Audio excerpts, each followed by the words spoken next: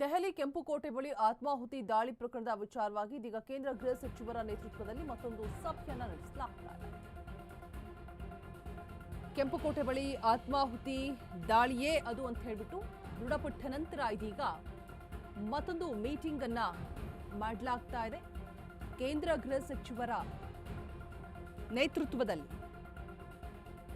ಗೃಹ ಇಲಾಖೆ ಅಧಿಕಾರಿಗಳೊಂದಿಗೆ ಹೈ ಲೆವೆಲ್ ಮೀಟಿಂಗ್ ಅನ್ನ ಮಾಡೋದಕ್ಕೆ ಮುಂದಾಗಿರುವಂಥದ್ದು. ನಿನ್ನೆ ಅಧಿಕಾರಿಗಳಿಗೆ ಟಾಸ್ಕ್ ಕೂಡ ಕೊಟ್ಟಿರ್ತಾರೆ ಪ್ರಧಾನಿ ಮೋದಿ. ಭದ್ರತಾ ಸಲಹಾ ಸಮಿತಿ ಸಭೆಯಲ್ಲಿ ಅಧಿಕಾರಿಗಳಿಗೆ ಟಾಸ್ಕ್ ಕೊಟ್ಟಿರುವಂಥದ್ದು.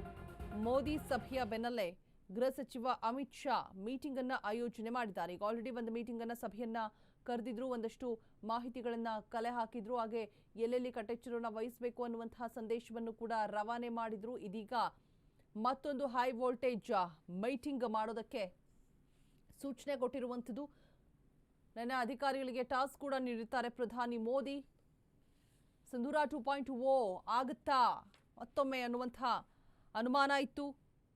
ಬಟ್ ಮೀಟಿಂಗ್ನಲ್ಲಿ ಮಹತ್ತರ ವಿಚಾರಗಳ ಬಗ್ಗೆ ಚರ್ಚೆ ಮಾಡಿ ಎಲ್ಲೆಲ್ಲಿ ಕಟ್ಟೆಚ್ಚರವನ್ನು ವಹಿಸಬೇಕು, ಆ ಉಗ್ರ ಕೃತ್ಯಗಳಲ್ಲಿ ತೊಡಗಿದ್ದವರು ಯಾರೆಲ್ಲ ಇದ್ದಾರೆ, ಆ ಸಂಘಟನೆಗಳು ಎಲ್ಲೆಲ್ಲ ಇವೆ, ಎಲ್ಲ ಕಡೆ ಕೂಡ ಹಾಗೆ ಜನನಿಬಿಡ ಪ್ರದೇಶಗಳಲ್ಲೂ ಕೂಡ ಯಾವ ರೀತಿಯಾಗಿ ಎಚ್ಚರಿಕೆಯನ್ನು ವಹಿಸಬೇಕು, ಹೀಗೆ ಒಂದಷ್ಟು ಸಲಹೆ ಸೂಚನೆಗಳನ್ನು ಕೊಡಲಾಗಿತ್ತು. ಇದೀಗ ಮತ್ತೆ ಹೈ ವೋಲ್ಟೇಜ್ ಮೀಟಿಂಗ್ ಅನ್ನ ಆಯೋಜನೆ ಮಾಡಲಾಗಿದೆ.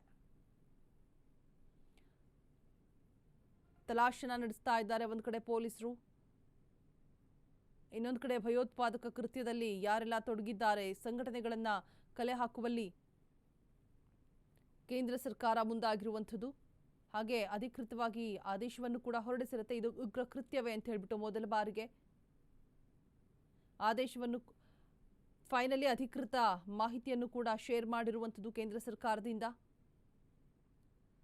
ಇದೀಗ ಅಮಿತ್ ಶಾ ನೇತೃತ್ವದಲ್ಲಿ ಮತ್ತೊಂದು ಹೈ ವೋಲ್ಟೇಜ್ ಮೀಟಿಂಗ್ ಅನ್ನು ಆಯೋಜನೆ ಮಾಡಲಾಗಿದೆ.